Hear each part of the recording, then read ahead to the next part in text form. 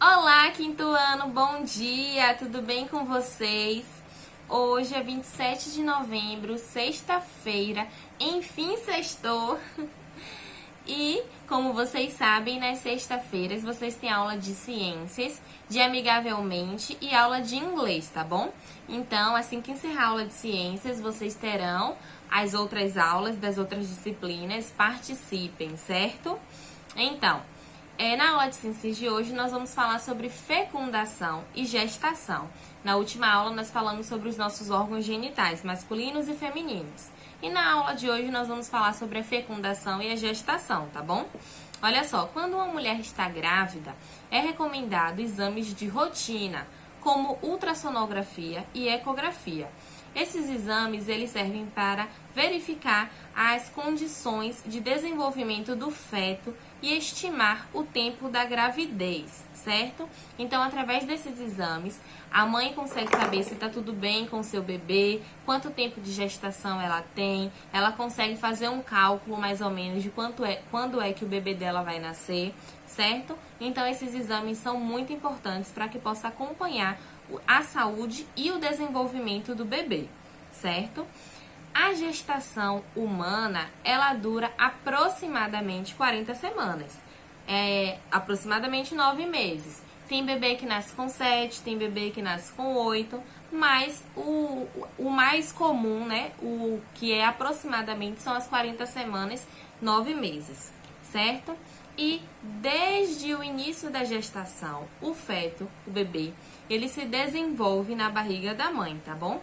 Ele começa bem pequenininho e fica bem grandinho, certo? Durante a gestação, o útero, ele vai crescendo de acordo com que o feto cresce e se desenvolve, tá? Então, quando o bebê está crescendo, o útero da mulher, ela também cresce, justamente para que consiga abrigar de forma confortável o bebê, certo? Como nós vimos na última aula, o bebê, ele se desenvolve dentro do útero da mulher, certo, quinto ano? Então, siga em frente. Fecundação. As transformações durante a puberdade possibilitam que os corpos dos meninos e das meninas sejam capazes de gerar um novo ser humano. Isso é possível porque há o amadurecimento dos testículos, que produzem os espermatozoides, e dos ovários, que produzem os ovocitos.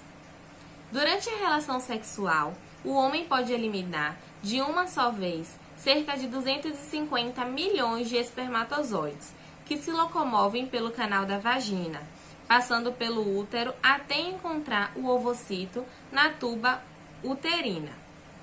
Segundo, uma vez por mês, um dos ovários libera um ovocito para a fecundação, que é transportado até a tuba uterina.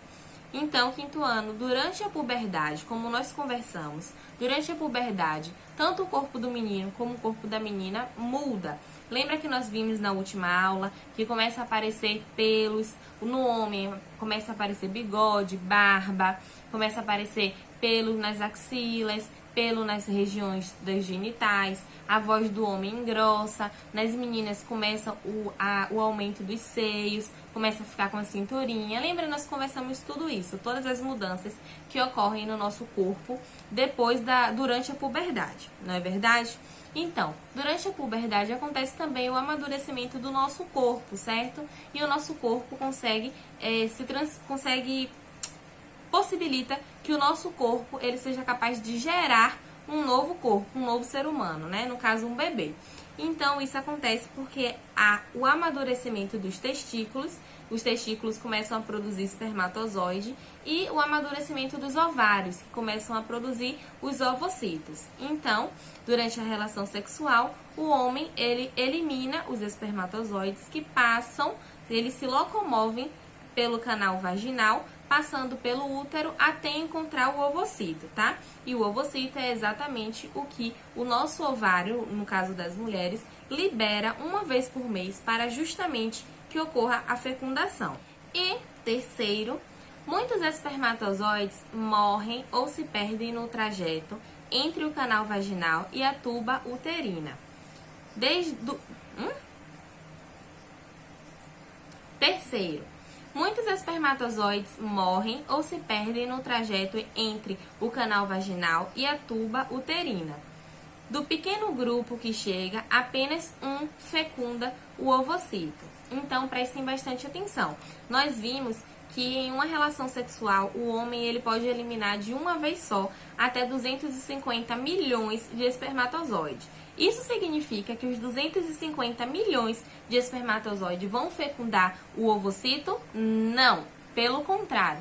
Muitos eles se perdem no trajeto, certo? Apenas um grupo pequeno chega até a tuba uterina, mas apenas um espermatozoide fecunda o ovocito, certo?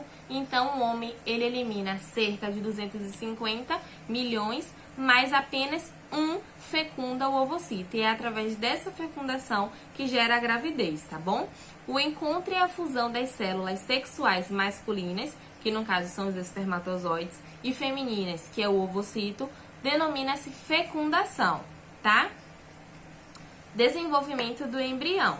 Depois da fecundação, o ovocito passa a se chamar óvulo, que, junto ao espermatozoide, forma uma única célula, denominada célula-ovo, que contém zigoto. A célula-ovo duplica-se em seguidas vezes, e o zigoto transforma-se em um embrião. No útero, o embrião desenvolve-se em uma bolsa com líquido, chamada de placenta, que o protege de impactos e da desidratação. O embrião recebe nutrientes e gás oxigênio da mãe por meio do cordão umbilical, que o liga à placenta. E zigoto significa a primeira fase do desenvolvimento do embrião contido em uma única célula. Então, prestem bastante atenção. Como nós falamos, o encontro, a fusão da célula sexual masculina e da célula sexual feminina se chama fecundação. É quando o espermatozoide, ele fecunda o ovocito, tá? E após essa fecundação, o ovocito, ele passa a se chamar óvulo, que junto com o espermatozoide, que aconteceu a fusão, eles estão juntos agora, eles começam a se chamar de célula-ovo, certo? E essa célula-ovo, ela se duplica várias vezes. E assim, o zigoto, ele se transforma em um embrião. Quando o embrião, o feto, o bebê, ele está dentro do útero da mulher, ele se desenvolve com uma bolsa de líquido. Essa bolsa de líquido se chama placenta.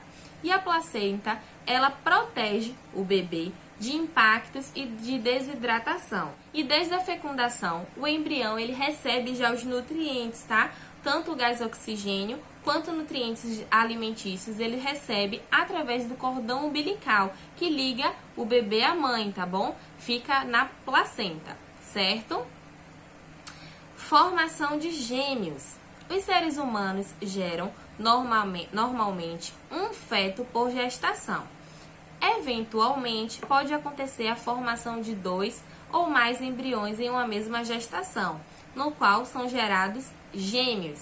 Então, vamos ver agora o que acontece para nascer gêmeos, mais de um bebê. Normalmente, nasce um bebê só, mas pode acontecer de nascer 2, 3, 4, até 5 bebês, tá bom? Então, em alguns casos, o ovário libera 2 ovocitos ao mesmo tempo. São esses ovocitos que são fecundados por um espermatozoide cada. Formam-se 2 embriões, que são chamados de gêmeos não idênticos ou fraternos ou dizigóticos. Os gêmeos fraternos equivalem a 2 gestações que se desenvolvem ao mesmo tempo e no mesmo ambiente. Então, prestem atenção. Nesse tipo de gêmeos, quando os gêmeos eles não são idênticos, já aconteceu com vocês de vocês conhecerem os irmãos gêmeos que não se parecem, por exemplo?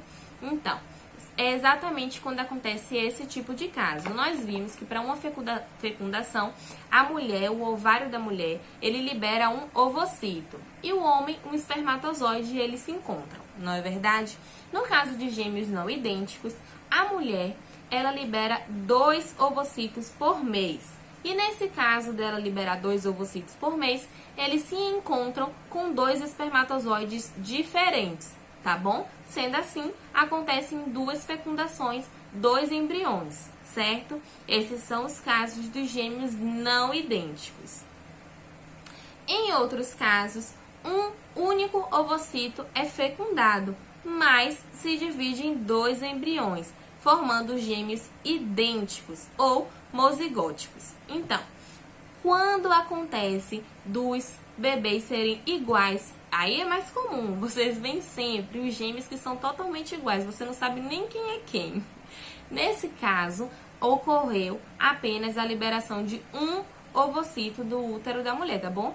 Então, apenas esse ovocito, ele se dividiu em 2 embriões, certo? Então, quando os gêmeos não são idênticos, é porque a mulher liberou 2 ovocitos. E quando eles são idênticos, é porque ela liberou um ovocito só, porém ele se dividiu em 2 embriões, tá bom, quinto ano?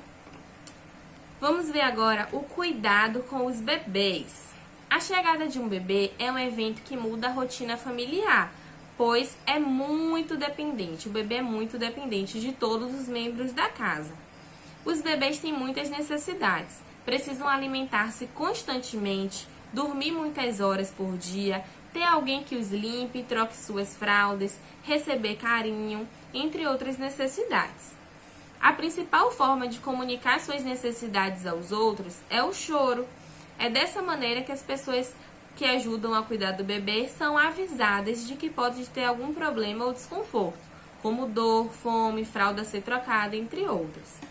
Manter a rotina com atividades regulares de alimentação, higiene e carinho é fundamental para o desenvolvimento do bebê.